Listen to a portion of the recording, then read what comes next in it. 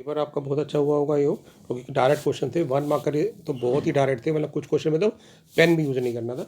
जैसे यहाँ पे देखिए ए दिया हुआ और ए इनवर्स निकालना। अब हमें पता है ए इंटू ए इनवर्स जो होता है ना वो आई होता है, तो बेसिकली इसका प्रोडक्ट किस ऑप्शन के साथ आई आएगा वो हमें देखना था, राइट। तो अगर मैं बात करूँ कि यानी ये रो पहले कॉलम से मल्टीप्लाई हो तो आई आना चाहिए, यानी 1 बनना चाहिए पहला एलिमेंट, तो ये बन रहा है। बट यहाँ पे 1 होने की वजह से ये -1 होगा, तो ये नहीं बनेगा। अब हमारे पास ना यहाँ भी -1 है, यहाँ भी -1 है, यानी ये तो सेटिस्फाई कर जाएगा।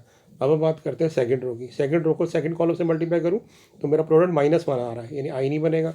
यहाँ पे भी -1 आ रहा है, नहीं बनेगा। बट यहाँ आ रहा है तो यानी ऑप्शन नंबर डी करेक्ट हो जाएगी। पहले का डी आंसर करेक्ट हो जाएगा। दूसरे की बात करते हैं। यहाँ पे हमें दिया हुआ है कि ए क्या पैरेलल है, बट डायरेक्शन रेशियो तो प्रोपोर्शनल होने चाहिए। जो नहीं है, रेशियो सेम नहीं आ रहा, तो पैरेलल तो नहीं है।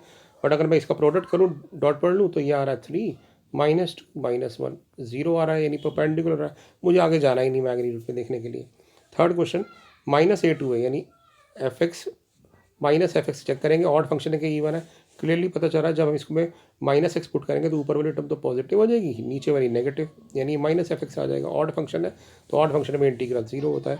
ऑप्शन बी करेक्ट हो जाएगी बेटा, ठीक है। होमोजेनियस फंक्शन बेसिकली हमें वैसे ही पता है कि अगर होमोजेनियस फंक्शन है तो एंगल के अंदर x/y या y/x होना चाहिए, ताकि कैंसल आउट हो जाए और हमारे पास प्रॉपर्टी डेफिनेशन सेटिस्फाई हो जाए। तो यहाँ क्लियरली पता चल रहा है डी ऑप्शन करेक्ट होगी, क्योंकि एंगल के अंदर x और y आ रहा है। तो इसका मतलब ये इस डेफिनेशन को सेटिस्फाई नहीं कर पाएगा कि ये k की पावर n(f(x, y) होता है।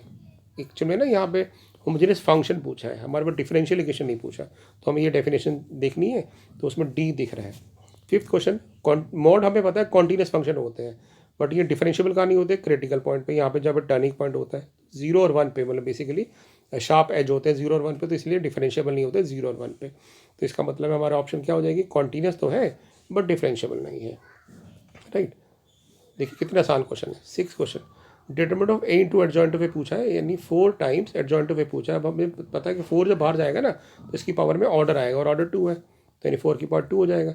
अब एडजॉइंट ऑफ ए जो होता है वो होता है डिटरमिनेंट ऑफ ए की पावर n-1, तो 2 - 1 होने की वजह से ये डिटरमिनेंट ऑफ ए रह जाएगा, यानी 16 × 4 64, डायरेक्ट आंसर आ जाएगा।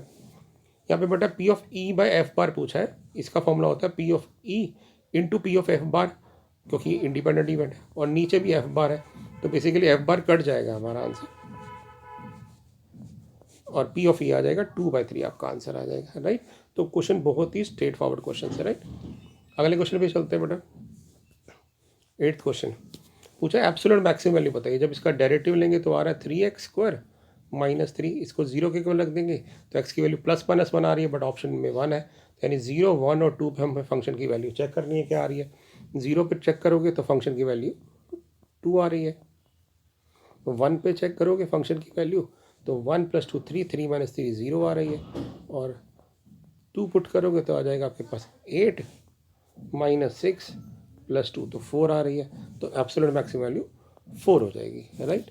तो इस तरह से हम क्वेश्चंस को कर सकते हैं। अभी और क्वेश्चन डिस्कस करते हैं जरा। Thank you.